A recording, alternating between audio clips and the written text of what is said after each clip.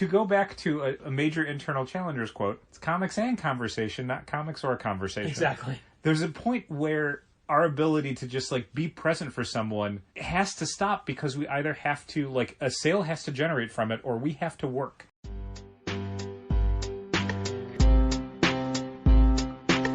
Come on and visit for any occasion. Don't keep patting down waiting. Comics and conversation. Keep the conversation moving along. Keep reading comics, keep your local store strong. If it's hard, then it's a job for the challengers. Comics and conversation, y'all.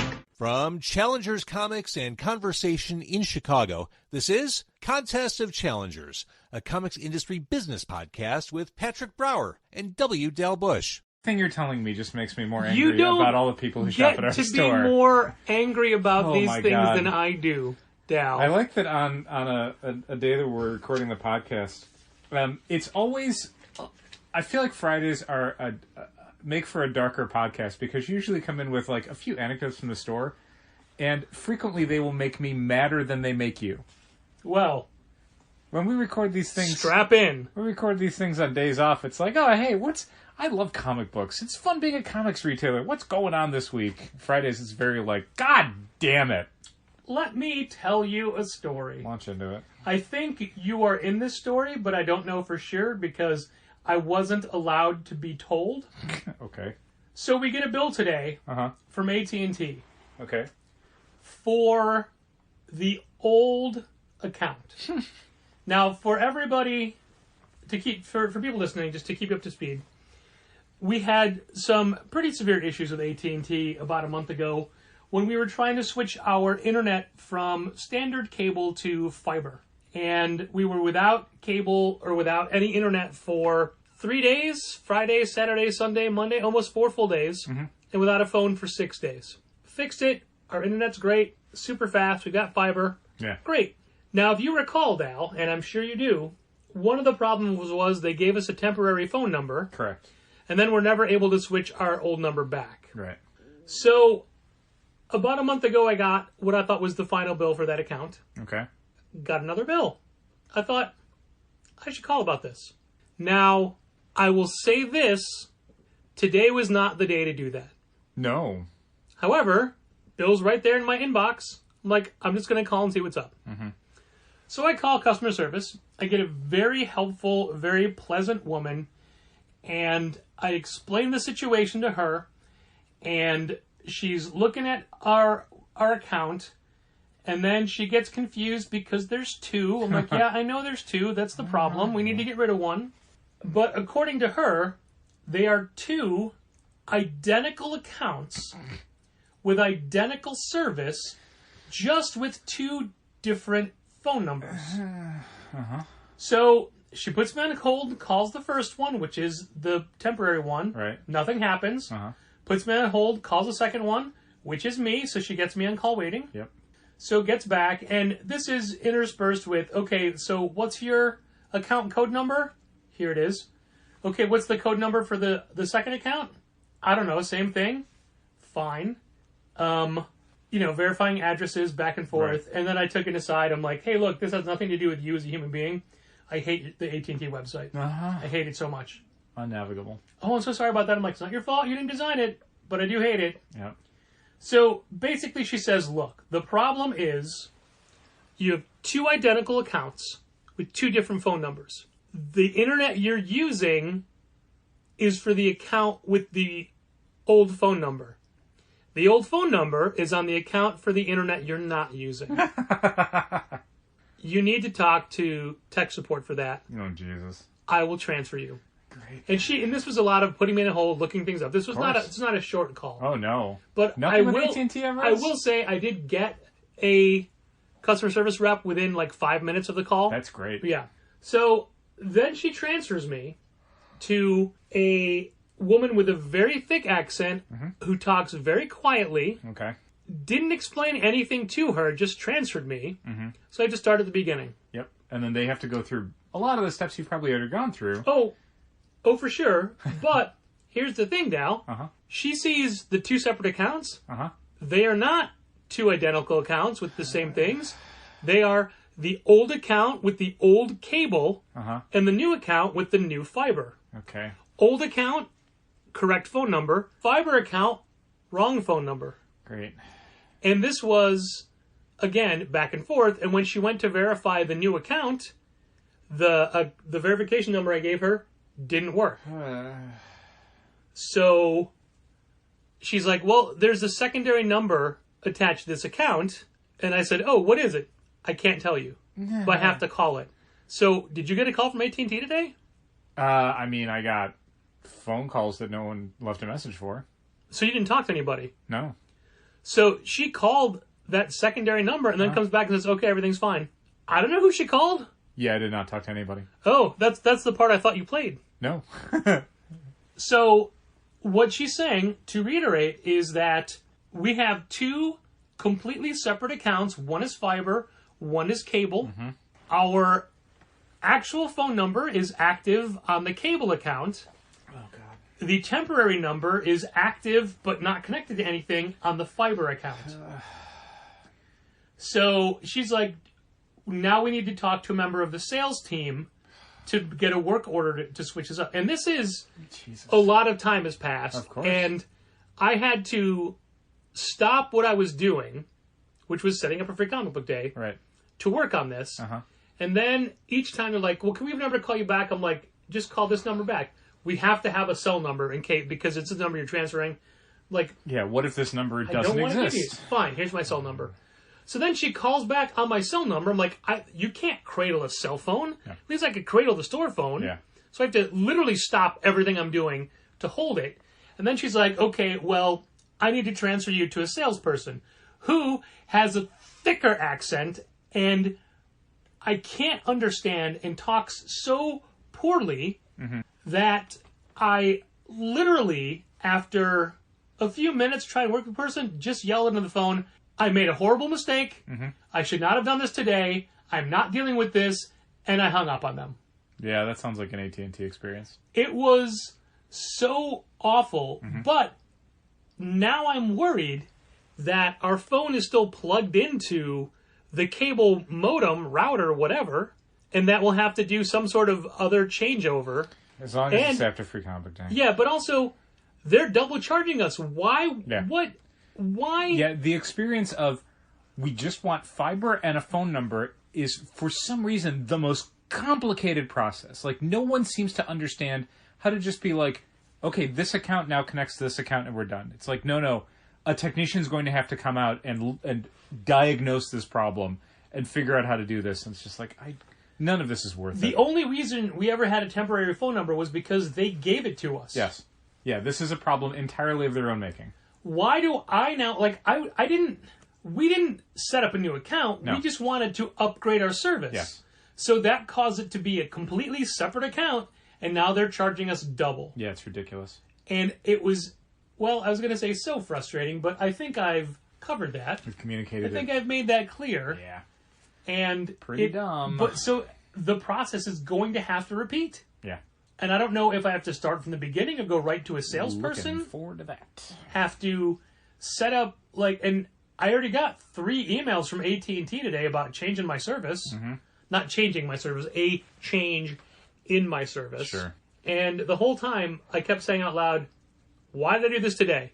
This could have waited. This should have waited. But Yeah. I mean, I thought it would be simple. Yeah, and you thought it wanted was, to solve hey, a problem. You're billing us for an account that I just need to close this account. Yeah. Okay, well, you close that account, you're losing your phone number. No, I'm not. Yeah, no.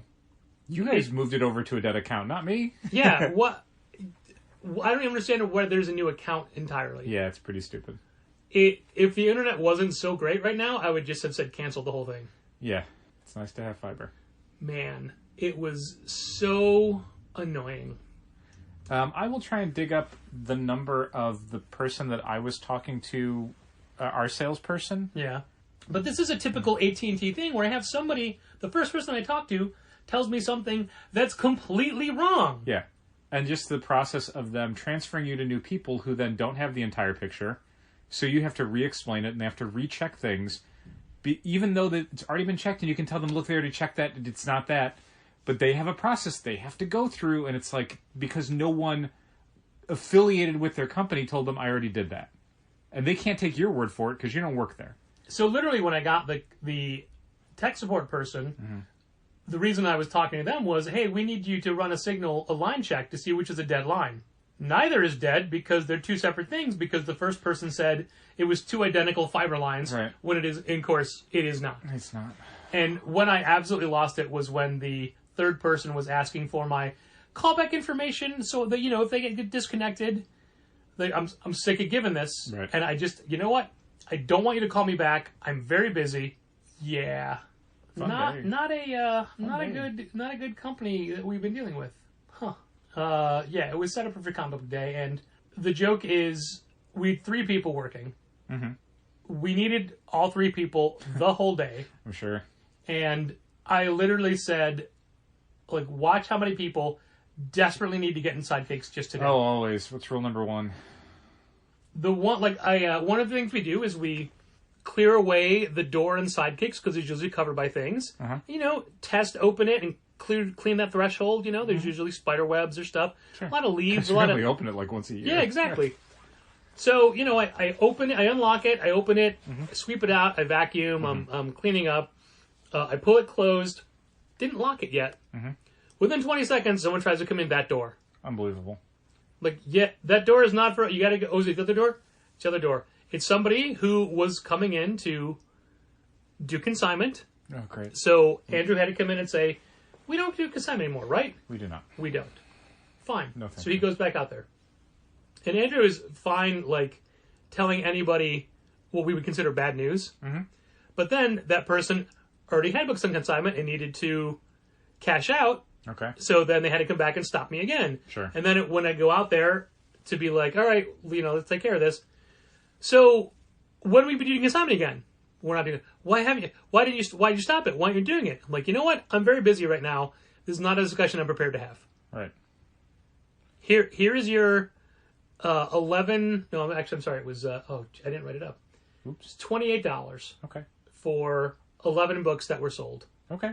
And I will tell you this: if it was any other day, I probably would have just bought their new books because we sold 11 of their 12 books. That's great. But wrong time. Yeah. So they said, "Oh, so Fridays are a bad day to come in, huh?"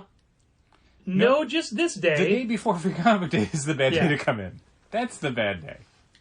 And here is, first I got to write some things down. Okie doke. Consignment. This is a problem we'll never be able to solve. The number of people that, A, had no idea Free Comic Book Day was this weekend. Yep, always. B, what is Free Comic Book Day? Are you asking me to explain it? No, that was a question we got. Like, hey, we're setting up Sure. for Free Comic Book Day. Consumers off. What's Free Comic Book Day? Yeah. Okay. Let me assure you, as someone who works the Sunday after Free Comic Book Day every single year, that we will get at least one person in on Sunday who's like, oh, I didn't even know it was yesterday. Every time. Yeah. Every time. Sure. We'll get people coming in later in May who are like, hey, when's Free Comic Book Day? 3 weeks ago. I did have someone call today and say, I just want to double check. When is Free Comic Day? Is first Saturday in May? Yeah, it's tomorrow. That's tomorrow? First Saturday in May is Okay, tomorrow. you literally just said first Saturday in May. We didn't Yeah. create the calendar. That's a globally agreed upon thing. So a young woman comes in, looks around the Batman books, comes up with Batman Mad Love. Okay. And I say young woman, but in relation to us, she was an adult. Okay. Young And women are adults. She says, I would like this as my free comic, please. Sorry?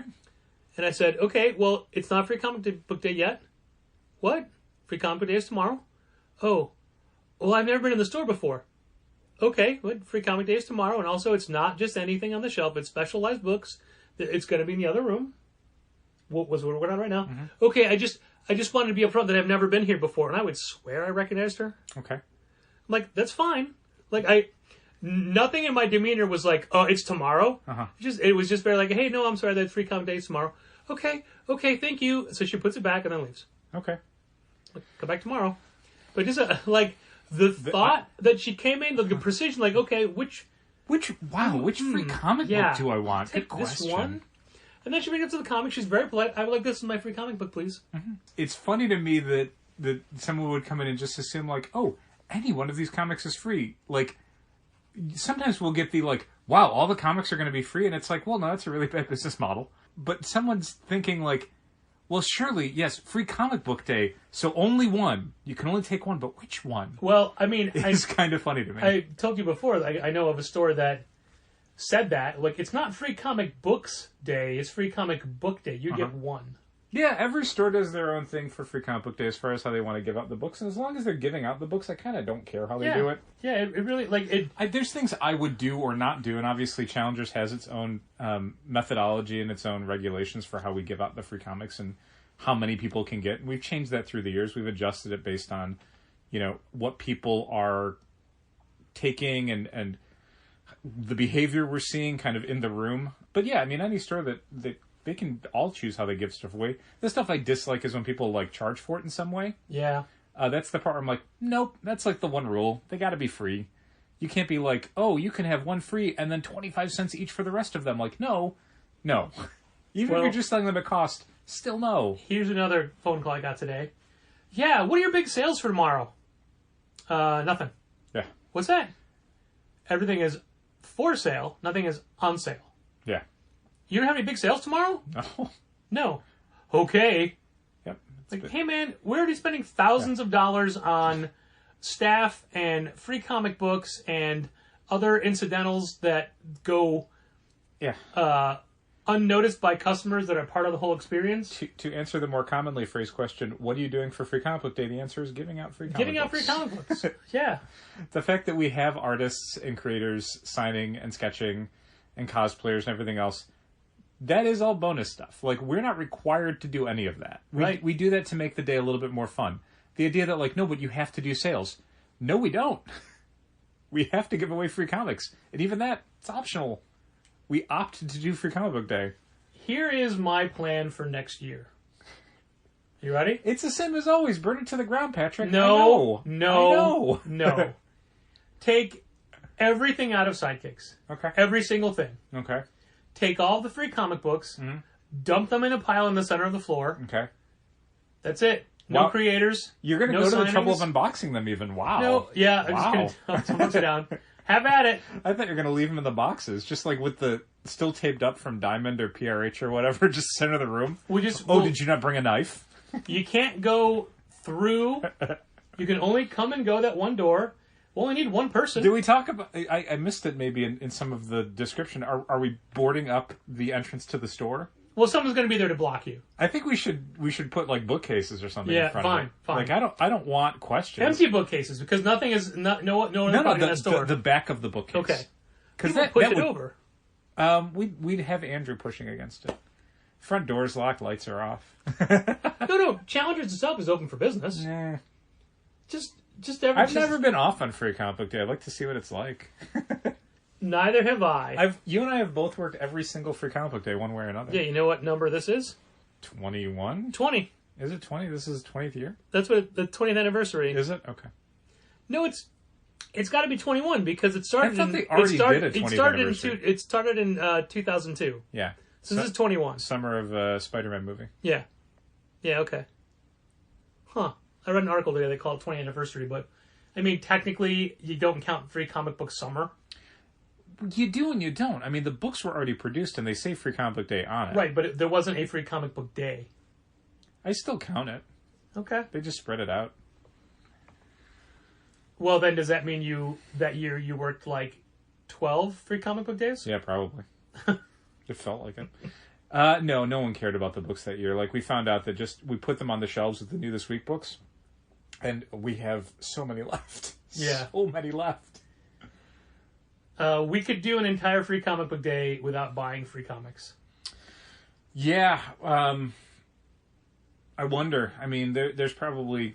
Every year for the last few years as we've bought more free comic books than we've given away, we talk about doing less the next year, and then somehow even less the next year ends up being way too much. And that's at the same time, each free comic book day is a bigger sales day than the one before it. Well, I mean, you obviously can't count the last 2 years. No, I wouldn't. Last year was a fine sales day, but nowhere near a record. Yeah, it was also in August, so it was right. an irregular day. Sure. And then, 2020 obviously is 2020. Yeah, peculiar. I don't know how that works as far as, more people seem like they're coming in and spending more money, and yet they're taking less books, which is maybe more of a statement about the books that are being produced each year rather than like our ability to order them correctly. Yeah, so the way we have it this year is, let's say you're facing the rack. Okay, I'm facing the rack. The right end cap is all previous year stuff. Okay. The left end cap is all this year's mature readers. Okay. So that's like right where I'm going to be to police it. Sure. The front is mainly just Marvel and DC. Yeah, it's smart. And the back is everything else. Okay, that's cool. That works for me. It's a little bit of a different setup for us because Sidekicks has changed over the years, and it's not as easy to empty everything out. No. And it makes the store look a lot more cluttered and it always does for a free little comic book off-putting. But like that's one of the things that's always a little disappointing about free comic book days. You kind of want to make it something where it's like, you know, the best open house you can for your store, and yet between tables for creators, a ton of free comics that you're giving out, and then just packing the store full of people, it's like, it ain't gonna look good. No, but honestly, I think a majority, and not an overwhelming, but a majority of people that are coming in don't care. They really don't. And only going to come back for next year's free comic book day. Pretty much, yeah. So it's like, why... And that goes to, why would we discount things for people that aren't regulars, you know? Yeah. Why do you get a reward for coming in once a year? Well, and on top of that, I mean, we've talked in the past about the idea that, like, the people that are showing up, like, the people that come in for Free Comic Day, a lot of them don't come into stores regularly. They come out for this special event, and they buy stuff while they're there. They don't know what stuff costs. So if you're doing stuff at a discount, a lot of it's going to be lost on them. They're, like, the most frustrating thing for us when we run a sale is when someone gets a discount and they're like, oh, is there a sale? And it's like, cool, I gave you that discount for nothing. For nothing. Like, why did I give you 25% off when you would have paid 100% of the price? And also, it's not a very conducive atmosphere for, you know, let's say, oh, posters are on sale. The posters are going to be blocked by a line of people waiting to meet creators. Yeah. I mean, we hope. Yeah, the things that a sale would help with would be people who essentially want a deal. They're coming for a deal, and it's like, I got a store full of people that don't care if they get a deal. I'm going to prioritize them. These are people who are happy to you know, spend money and meet creators and get pictures with cosplayers and have a fun time. I don't need somebody in the store who's just like trying to wring out the most savings from a Free Comic Day event that isn't even about savings necessarily. Like, I don't need that. You're already getting a deal. You're getting free comics. Yeah, but again, these are people who don't care about the free comics. Yeah, true. That's not what they want. They want, you know, big deals, and it's like, no, that's not what we do during Free Comic Day. There will be other sales, sure. I mean, we just did one 2 months ago. We still have shirts people haven't picked up. Yeah, those are going to go in the back on Sunday. I usually leave them out until Free Comic Book Day because there will probably be some people who last came in during the sale and then came back for Free Comic Book Day. And are going to be like, I think I have a shirt, and I don't want to have to send someone all the way to the back to dig around for it. The Sunday after Free Comic Book Day, they're going in the back. There were 3 people... That's okay. There's already a box with... They'll go in the box with all the other sale and Kickstarter shirts or whatever. There were 3 people who qualified for a shirt by buying stuff during the sale through our online storefront, and as such, needed to pay an additional shipping cost for their shirt when the shirt came in. Did you say 3 or a few? There were 3 people left. Left. Okay, you didn't say left. So 3 people in the box who still needed to pay for their shirts. This is after 2 months of us sending them invoices. Yeah. And trying to contact them. And then, again, a lot of people had already paid for their shipping for their shirts that they'd qualified for by buying stuff through our online storefront during the sale. But 3 people had managed not to do that. And I was eventually just like, you know what, forget it. So I canceled their invoices, the shipping invoices, and sent them a message saying, hey, we canceled your invoice because it seems like you don't want to pay for this right now. If you do want to pay for it in the future, just contact us. The second that I canceled one of the invoices for one of the people, I got an email saying, oh, I didn't even see this. It was going to my spam folder. And all I could think was, the invoice was going to the same place that the notification that we canceled the invoice was going to, but the one about canceling the invoice, you found immediately. How'd you see that one? Yeah, that one you found in seconds. And then so then I had to rebuild that invoice for that one person so they could pay for their shipping on their shirt, and then instantly paid for the shipping on the shirt. And I just thought, why is this always the case? Why is it that we can send out weekly emails to people notifying them about their subscriptions, but the second we email them saying, hey, you're delinquent in your subscriptions, we're going to put them out in a week, we get oh my God, I didn't see any of your emails. What made you look at this one? Amazing. Someone came in within the last month to get their shirt. Mm-hmm. Not their sales shirt. Their last summer's I Love You But I've Chosen Comics shirt. Oh, my God. Yep. Amazing. Which, we're not doing one of those this year. No. Oh, my goodness. And that's just one other box of crap we have to store. Yeah. There's so many, not so many, but there's a handful of shirts in the back that just have never been picked up. No. And we don't want to get rid of because somebody earned those or paid for those and never came to get it. Yeah, and I always feel bad about getting rid of them because it's like, this is a limited edition item. This isn't just something that we can get more of. Like, it's not like somebody ordered a copy of, like, Dark Knight Returns, and it's like, well, I'm going to put that on the shelf, and if they want it in 2 months or whatever, either we'll still have it, or we can, like, direct them on how to order another one. We might not order it for them because we just put it back out. But it's not hard to get. But, yeah, a sale t-shirt, we're not making another one of them for somebody who never picked it up 3 years ago. We even had an unfortunate incident this year where the shirt company made a small mistake and didn't ship 2 shirts that we needed. Mm-hmm. So they immediately remade those, but they can't just screen print 2 shirts. No. They could only digitally print those. Yeah, that was... So those 2 people got digital printed shirts, which is like, your 1 hour tease shirts. Yeah, I don't think it's really noticeable. It's not like a huge step down in quality. It's just a little bit like, oh, you didn't get this. We paid for screen printed shirts. Yeah, and that's the thing is like it's more that it's disappointing for us because like we did everything right to get the highest quality we could, and then we couldn't, and this is the make do. Just today, our sales rep emailed, "Hey, how's it going? Do you have anything big coming up? Any more shirts? Come on, you know that this is way too soon." Yep, that's their job though. Yeah, I know. So I deleted it without responding. Sure. I'm doing that more often because there's way too many. Hey, take a look at my book, and I want to stock it in your store, and I do, and the book is bad, and I don't want to tell them the book is bad. Yeah, it's very hard to do. That's one of the downsides of the like not doing consignment. Like consignment was an easy way to just like we'll take any book, so I don't have to make a judgment. I don't have to look at it and go, "Ooh, this is not going to sell," or "Oh, I don't think this is right for our customers." It could just be like, well, it sells, it doesn't. I'm not putting any money into it, so it's fine. But yeah, 14 years of steadily accumulating boxes of crap that no one ever wants to come and pick up, that we have to do a bunch of record keeping for little to no profit. Changed my mind, but that means that now when people come in, we do have to look at this stuff, because we do want to stock local artist stuff. It just needs to be of a quality where we think that people will want to buy it. We give it the same consideration we would give it in a catalog. Right, but, I mean, in a catalog, I don't have to tell individual creators, I don't want to carry that, I don't think it'll sell. And you kind of have to do that when someone comes in. Unless you just want to tell everybody who comes in, like, I don't want to even look at your stuff. And then miss out on potentially great creators. But, right. Yeah, it does mean having to tell people no, and that sort of sucks. Like, it's nothing that I'm a fan of, but we'll probably have to do it going forward, or people can just come in the day before Free Comic Book Day and we'll tell all of them no. That's fine with me. That works with the way I like to plan things out and to do them. I figured. We were talking before about how every store does their own thing for Free Comic Book Day and decides how many you give out, and I know that there's stores that maybe do a food drive, and if you bring in a canned item you get 3 more comics or whatever. Sure, or if you show up in costume. Sure.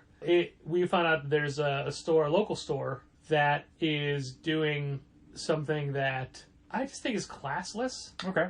Where if you leave a Google review, you get 3 extra free comics. Yeah. It has to be, like, you have to show proof of leaving a Google review. Like doing it within the last 24 hours. Yeah. And just the idea of begging for reviews is a thing that is so classless. It's weird. It's something that even on, like, social media or like YouTube stuff, where it's like, don't forget to leave a comment and like and subscribe and do all this stuff. And it's like, I get that that's like how the industry works and that's the requirement. But it's still just like, I don't know, man. Like, hey, here's this thing where, it's Free Comic Day. We're giving things out. We'll give you extra if you tell everyone how good we are. Yeah. There was a point years ago. To be fair, I do want to point out, they're not specifying a review of a certain rating. Yeah, that's true. They're just saying a review. So True. The review could be, I dislike that I had to do this. Okay. Years ago, we've talked about this in the past, there was a local store, the closest store to us, who was encouraging their clientele to leave negative reviews for us. Mm-hmm. That was fun. And we could tell that they were because everybody was saying, hey, don't go to Challengers Bad. You should go here instead. And everybody was naming the same store. Yeah, that was fun. There was a point where I had said to you, like, why don't we do something combative, like to combat that, like, you know, ask people to leave us nice reviews, and in turn we'll, I forget what we were going to give them. But like there'd be some sort of game for it. Some reward. And you said, absolutely not. We're not doing that. I mean, like, if people want to leave reviews and you know, want to communicate something about their experience in the store, like, I definitely want to let that happen. Sure. But I don't feel, I mean, it's not to you know, do an apples and oranges comparison, but it's like art, you know? If someone makes art, someone else can critique it, but there doesn't have to be a dialogue about that. You know, that's two separate things. So if people want to leave a review for Challengers, great, but me being someone who would, like, solicit that, B, respond to it, is like, I don't want to do that. Like, let people have their own voice, you know? Don't put your finger on the scale. Don't do that. In the same regard, I am tired of surveys. Sure. Of everything, like every store you go to has something on the receipt. Hey, do the survey. You know, take the survey, leave a review.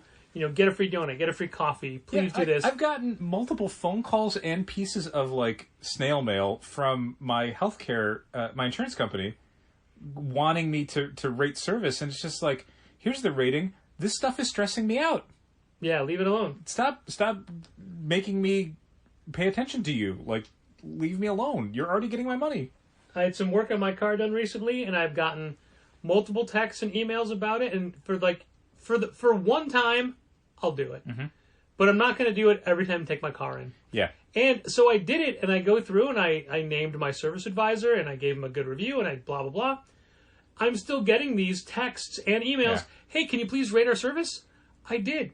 I had a medical procedure done yesterday. I've gotten an email and a text wanting me to review it. It's crazy. Just like that. No, like, we don't ask people to review the store or to take a survey after every transaction. No. Don't do that. It's very annoying. I mean, like, not to be devil's advocate, but I sort of understand some of it, because, like, usually the only people who are motivated to leave a review for a business are having a negative experience. Yeah, or had a negative experience. So it selects out anybody who might have, like, praise for the location. All you're hearing is somebody who is upset. And a lot of times it's someone who is just upset. Like, they didn't have a bad experience. They're just upset. And this is them venting. Like, it's nothing the business could have done differently. So constantly putting, like, surveys and stuff in front of people could get them to do a more positive or at least more representative view of the business. Yeah, I don't ever want to do those. I've told this story a bunch of times, but, like, the one time I took a review because someone asked was because it was Chipotle, and it was a place I went to twice a week. Yeah. And they said, please do a review because, you know, we need them for corporate. And so I left a really positive review because I liked that location and I liked going there a couple times a week. And then eventually I gave that location, I think, an incredibly negative review, basically saying, like, Chipotle is massively understaffed and the app is asking them to do way too much stuff, and this is bad, and you're creating a really bad experience for customers, for people who used to go there all the time. Like, I don't blame the people who work there. They're unbelievably overworked. They don't seem happy about it either. I taken my car for an oil change recently and told the story like 2 months ago or whatever, and it was such a negative experience. I'm like, I'm not going to be that guy that leaves a negative review, but they kept hounding me for a review. Can't Fine, avoid it. You're going to get it. But and you do find that a lot of people's negative reviews about a store on Yelp or Google, it's like their first posting. Sure. Yeah, usually the stuff that's like 3 to 5 stars are people who review a lot of businesses. So they tend to be a little bit more oriented towards, like, you know, being positive about the experience, or, like, not letting minor inconveniences detract from, you know, what the average person would experience at a business. While a lot of, like, the 1-star reviews are just, like, for what I've seen, weirdly bogus. Like, people just, like, trolling the system. Or stuff where it's like, you sound like a crazy person. Like, I believe that happened, but I don't believe that it's a negative reflection on the business so much as it is on the poster.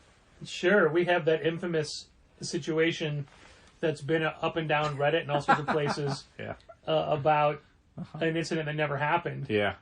Where That's always the funniest part to me, is that it's treated as this, like, I can't believe how entitled this guy is, and it's like, I will do you one better. He also made it up. Yeah. Like, how did you make up something that makes you look this bad? people like to editorialize and remember things differently. Like, they'll be a little bit braver in a situation than they were, a little tougher in a situation. Sure. You know, this particular review, that guy is like, got right up in that guy's face and said, well, I'm not going to pay for... Well, I'm just going to torrent comics. What are you going to do about that? Mm-hmm. You're a dick, and it never happened. This patently never happened. So what, you didn't start sobbing uncontrollably in that story and grasp him by the ankles as you tried to walk out the door, begging him to come back and buy some more comic books? What would I have done, Dal? I know. Thrown his books in the trash. We all know that. We all know that. It's true. That's your move. It's such a good move. It's a good move. It's such a power move. And it, honestly, that makes me feel better. I know it does. I'm happy. I never did anything about that, by the way. I never fired that person. Yeah. I will the next time it happens, when it happens again. Okay, sure. Hopefully it won't. Hopefully it won't.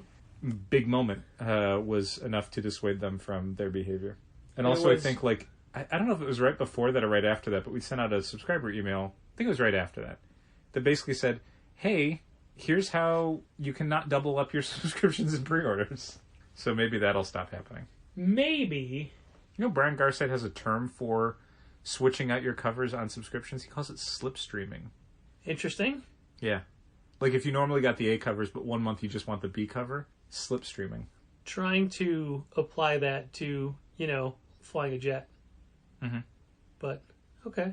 Yeah. I think I'm... I don't know if this counts for a segue, but you and I watched some of this week's Managed Comics Thought Stream. Yeah, we didn't do it live because we were going to see Doctor Strange. Yeah, watching Doctor Strange. But I don't always go back and rewatch the Thought Stream. Sometimes it's stuff where it's like, this is useful for people who have not started using Managed Comics or Shopify as a platform. A quick aside. Yeah.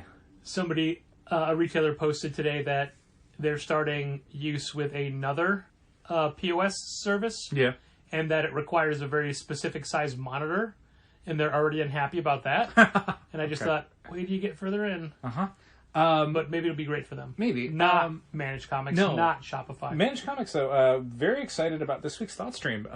Patrick and I have been very vocal about a lot of the speed bumps, obstacles, irritations we've had with where Managed Comics and the Shopify platform are at for us right now. Dal, I like to think that we are just, as people that have a comics industry business podcast, we're talking about a specific thing that is integral to our business. Sure. And it's not that we're calling out the positives or the negatives. We're just explaining how it's interacted with us that week. We're painting a picture. I get it. And this week is a positive picture. Yeah, a lot of the stuff on the Thought Stream, some that had already been pushed to the platform and I guess maybe we hadn't noticed or hadn't interacted with yet, and some that sound like they're in the next few weeks, are all great, are all huge quality of life improvements for us, not least of which the change to how subscriptions move from Managed Comics to Shopify POS, which currently, for us at least, is that they don't. That is changing to they will. Which I mean, knock wood, fingers crossed. It'll happen. There have been a couple times before we've thought that was going to happen and then it didn't. So hopefully this is the actual solution that doesn't have any weird knock-on effects. I don't think this is hyperbole, but you know how much I've been vocal about wanting the initial order segment for Managed Comics. Yes. The change you're talking about right now is more important. It's way more important. I realized in the aftermath, today I was thinking a little bit about that improvement to Managed Comics and Shopify POS, and I'd realized how much I try to avoid ringing up subscribers, if possible, because it is so arduous and labor-intensive and unpleasant. And this is with your hack. And this is with the hack. It's like you noted to someone this week, you can't even talk to the customer while you're doing it. Because it requires so much, concentration that you can't stop midway through and go oh, this issue of Thor was really good or whatever. You can, but it derails the entire transaction. Then you have to be wait, how many $3.99 Marvel Where books was were I? there? Let me start over. And it's already taking so long as it is. I don't want the customer waiting there even longer while I, launch into a thing about, how that month's issue of Amazing Spider-Man was. How was it? I thought it was okay. I know some people who really disliked it. Really? I thought it was okay. Wow. I haven't really talked to a lot of customers about it yet, though. Maybe they'll be in this Saturday for Free Comic Book Day, and we'll find out. Like you have a chance to talk to customers for Free Comic Book Day? Oh, there definitely will be time. It's not... I mean, you don't work the register for Free Comic Book Day. There's rushes. You never let me. I've never been able to. There's lines, but 20 there's years of this. Definitely periods where you can kind of chit-chat with people. There's a couple people in line, you take care of them, and someone else has a question. It's never just ringing people up for, 6 hours or whatever, like 7 hours. It's not that. But yeah, the ability to have Managed Comics treat subscriptions kind of the way RMH used to, where you just kind of hit a couple buttons and everything goes in and you double check the screen and you're good to go, would be such a huge quality of life improvement for us at Challengers. Like, for literally everyone who rings people up, it would be a huge positive change. So hopefully that is, A, ready to go out as soon as it looks like, and B, not problematic in any way in its implementation. Yep. It's very exciting to see that that's a possibility. Yeah. And also, a bunch of other improvements, large and small. I believe the term was quality of life issues. Yeah, and just things that have been on the roadmap for a while, and things that a lot of retailers have asked for, or that Managed Comics has known they've needed to do. And then just getting kind of tweaking stuff around the edges. My favorite part of the thought stream, though, was somebody had made a request for a kind of feature that could be done with the data that Managed Comics and GeekFetch already have. And Brian was like, that's a data issue, and we kind of want to concentrate on the POS integration and the initial order setup. We want to get those rock solid first. And it was like, thank you for saying that. Thank you so much. Yep. Because there have been times where we've wanted to pitch something to Managed Comics as like, oh, this should go on the roadmap. This is something we wish Managed Comics could do. But we've held back because it's like, I don't want to give him another distraction. I want him and his team to get the bare essential stuff that we need to be a modern comic shop working correctly. It would be like, before more stuff gets done. Just trying to throw a quick phone call to your internet service provider to have do you want a quick question answered, and it just takes you away from that day. Right. Like, even if I were to say something like, oh, I really want a global delete feature, so you could take a title that people are subscribed to that's ended, and then just, let's remove this title from the list so it automatically deletes it from everybody's account, right? Like, let's say I mentioned that, and if Brian's like, oh, that's really easy, I can do that in like half a day, I would rather that half a day go to the other things. I'd rather be half a day closer to initial orders being done. But I mean, that is a thing I would like, a global delete feature. Okay. But the next, after all this, obviously the next thing that I want is the ability to take an item from stock and put it into a subscriber's box. Yeah, we talked about that. I'd forgotten to put that into the email I'd sent to Brian. But yeah, that's the thing that we used to be able to do pretty easily in RMH, and kind of Managed Comics doesn't really have a function for it because Managed Comics and Shopify are not... It's weird how much information can move back and forth and how much is limited. But yeah, the ability for someone to basically say, hey, Quest Aside #1 came out this week. Can you just throw one aside for me? And it's like, if I put it aside, Shopify doesn't know it's on hold, and now someone could buy it on the website, and I'd have to refund them, and I might have to do that more than once if it's a hot book, and Shopify keeps saying there's one available, and there's not because it's on hold for this person. But is it worth me trying to get that person, that subscriber, to pay for one comic book before they come in? Which is what we tend to do more often now. It's just like, I will send you an invoice for that book and you can pay for it. Trying to create a more clear delineation for subscribers between like the point where you can sign up for something and the point where you're just buying it. Yeah. You can't sign up for something after it's come out. That's not how it should have ever worked. But we were very lenient about that. And it kind of ingrained a behavior in people that has now made it difficult for us to enforce things like when orders close and when books have finally come out. So, a pre-order should never be 2 days after a book has been released. That's not how pre-order should ever work. That is definitely a post order. That is an order. Yeah, there you go. But yeah, like, certainly it would be nice to have that option of, when necessary. Because sometimes it could be a thing where, we receive DC books on Sunday. They go on sale on Wednesday, and someone on Monday could say, "Oh, hey, I just saw your email from Friday, like, about this book coming out this week. Can you sign one up for me?" And it's like, I see why you would say that because the book hasn't come out yet. However, I can't, in the system, sign you up for it because the system's already received it. So an option of being able to say, take that book that's already been received that isn't for sale yet and put that on hold for someone would be nice. We had someone today just sign up for all Shadow War. Oh, okay. Which is just literally 2 books that they weren't down for. Okay. Warzone and Omega? Nope. Neither of those things. 2 Deathstroke issues? 1 issue Deathstroke, 1 issue Robin. Okay. But it's like, I don't know what those are. I have to go look those up. Yeah. And then somebody called and Gina took it wanting to reserve Galaxy, the Prettiest Star. Okay. But I thought it was a club member and I was getting angry about it, but it was just somebody, just a regular person. Okay. So they're in the pre-order section of the book. Easy enough. Yeah, fine. It's too many requests that we used to always fulfill that now it is difficult to do. And how is it difficult? No, I just mean, like, with everything we've been saying, like... Oh, I thought you meant the Galaxy thing. No, not Galaxy at all. Not at all. Okay. But if it was a club member, and fine, we could still... Even that, we could still accommodate. Yeah. But they can't. Right. They can't go into the system and say, oh, I want to pull this. It's too late. Yeah, I mean, that's definitely a negative. But the positive is I get less people the day before a book comes out trying to sign up for issues. Sure. And I know that it's done to protect us, and I appreciate it. So frustrating. It was, I mean, you can decline them, but it's like, I don't have to decline them anymore. Like, there's no way for them to order something that is coming out this week. Right. That's it. Other than emailing us and us deciding whether or not we want to do that. Have you just said no to anybody about it? I think we might have. Like, the rule that we have internally is that basically, like, if you want to sign up for a subscription, I will disregard things like final order cutoffs.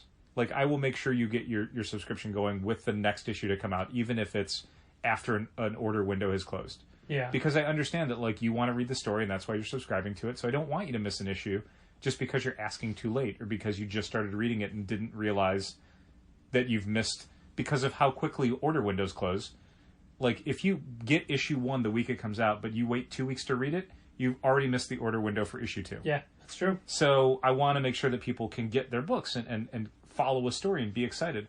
The stuff that I will not say yes to are requests for variant covers or single issues when it's like a hot book situation. Like, and you can always tell. So people who come in with just like, oh yeah, I want these 3 like open order variants that come out this week. It's like, no, I'm not adding those for you. Like the time to order that was a month ago and you missed it. Yeah. They'll be on the shelves. They'll go up on our website at noon on Thursday. If they're still available, you're welcome to just buy them. But no, I'm not going to set them aside. Like, we have a subscription service. You know we have a subscription service. And you waited probably until you found out that they were hot books and now you want them, and I'm not doing that. And similarly, like, if there is an issue where we're finding out, like, oh man, everyone's super excited about this Avengers Forever, and someone who doesn't subscribe to Avengers Forever says, just set aside issue 3 for me this week. No, same answer. Here are 2 subscriber interactions from today. Okay. 1, someone came in, they had nothing in their box. They're like, but I got an email that I should have had this book. And it was filed into a different club member's box who has the same last name. Oh, okay. So, totally our fault. Yeah, unfortunately. At least someone need to check that. Like, yeah. Whenever there's I got this notification, it's like, okay, that ended up somewhere, let's figure it out. Yeah, I mean, you can go in the system says, yeah, there's a book there. Right. Then there was a subscriber who was looking for Batman Beyond. Which Batman Beyond? Excellent question. Uh-huh. So they answer, and then they say, oh, can I sign up for that? And then they leave. So I go to add it to their list, and then Gina said, no, they wanted the other one. I'm like, no, they asked for Neo Year. She said, no, you thought it was Neo Year, but then I said, if it's Neo Year, number 2 is new this week, you could go get it off the shelf if you wanted it, and they didn't get it. so it has to be White Knight. Like, well, now I don't know. Right. So I emailed them. It was New Year. Ugh. But that means we Why had didn't they get number 2? I don't know. So then we had to take that off the shelf and throw it in their box, and so now the numbers are maladjusted. And to make matters worse, all we had left was the B cover. No.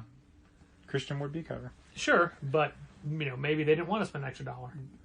But it's just like, God, it's and such I just had to order Batman Beyond Neo Year number 1 cover A and cover B for a subscriber. So I got to order another cover A.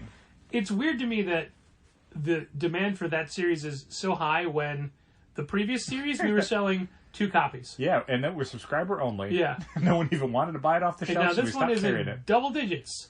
That's how it happens, though. Like, even the Batman Beyond comics, they did a couple different number 1s as ongoing series.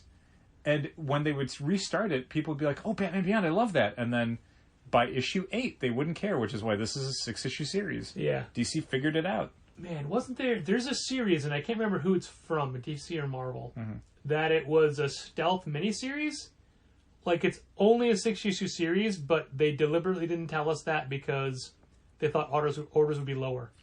I remember back... I can't remember what it was. And it's something that just came out. Okay, from Marvel, it was the Solo series. I remember that.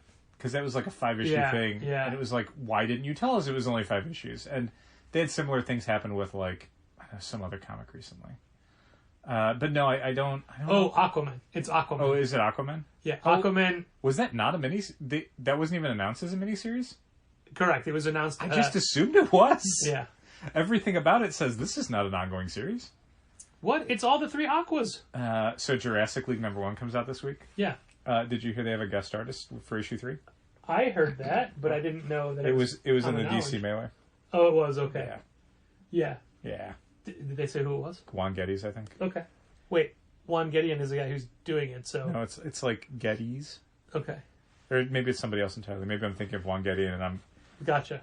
transposing it with the actual artist's name. I'd have to look it up and I'm not going to. No, I did. I knew that. I was told that last Saturday. Okay. I didn't know that it was... Well, it needed to be public because we're probably FOCing issue 3 real soon. Gotcha. Speaking of Daniel Warren Johnson... Speaking of DWJ. Our Do a Powerbomb variant cover is now available for pre-order on the ChallengersComics.com website. If you go to ChallengersComics.com right now and just search Do a Powerbomb, that's the only thing that comes up. I'll put it on the more publicized on the front page. Okay. It is $14.99, and it is amazing. It is all the line work is by DWJ himself. The coloring is by Mike Spicer, his longtime colorist, who does all the work inside as well. It features the Fallen Angel, Christopher Daniels. It features Colt Boom Boom Cabana. And it features the Sriracha Muchacha, Paloma Star. 3 actual, real-life, professional wrestlers are on the cover of our copy of Do a Powerbomb. Yes. And they're wrestling against the characters in the book. Yes. There's also 2 other guest stars on the cover. There's a timekeeper whose head is very, very tiny in the lower left-hand corner. But very recognizable. Well... Very recognizable. And then there is a referee who is blatantly ripping off the design of the famous Japanese wrestler Red Shoes. Could have studied at the same school. You don't know. Red Shoes Teach Academy? Yes. And that person is the co-host of this very podcast, W. Del Bush. It's me. I'm on the cover. Del's on the cover. Patrick and I are on the cover to our Do a Powerbomb variant. But if you don't know that, you wouldn't necessarily know that. Yeah, I don't think it would. I'd be surprised if people made that connection. Putting us in... We're not wrestling the characters to do a Powerbomb. Putting us in prominent positions would take away from the cover, which we didn't want to do. No, it was. I don't think it was our suggestion. This was Dan's idea, and it's phenomenal. And not only will Dan himself, I keep saying Dan himself, be signing on Wednesday, June 15th, the day Do a Powerbomb number 1 comes out, Paloma Star will also be there to sign copies. So that means if you show up on June 15th for the signing during that block of time, you can get 4 signatures on the cover of your Do a Powerbomb variant. I'm not signing it. Yes, you are. I won't do that.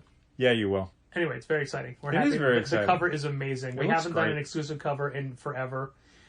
In theory, we have a shared exclusive for 8 Billion Genies #1. That is but, the theory. But no one's ever said how to pay for it. Yeah. And it's supposed to come out on Wednesday. Yeah, so we don't have it. I don't know that we are. Yeah, that could be an interesting thing. Uh-huh. At the very least, though, we do have, I believe, Ryan Brown. Ryan Brown will be in the store Yeah. on Wednesday, the 11th of May, signing. And we'll have copies People of the genius. regular A, B, and I think C cover or something Yeah. like that. We'll have the Ryan Brown cover. We'll have the tag team cover of Jenny Frizen and Steve Seeley doing a cover together. Yep. And who's the other Declan? one? Declan Shelby, right. I was going to say James Herron, but James Herron does the B cover to do a powerbomb. Mm-hmm. Yeah, so it's a good time for local Chicago people. True. And we will just have had several in for Free Comic Book Day, but that'll already have happened by the time you listen to this. Yeah. We also have a big name coming up signing at the end of June, but we haven't announced it yet.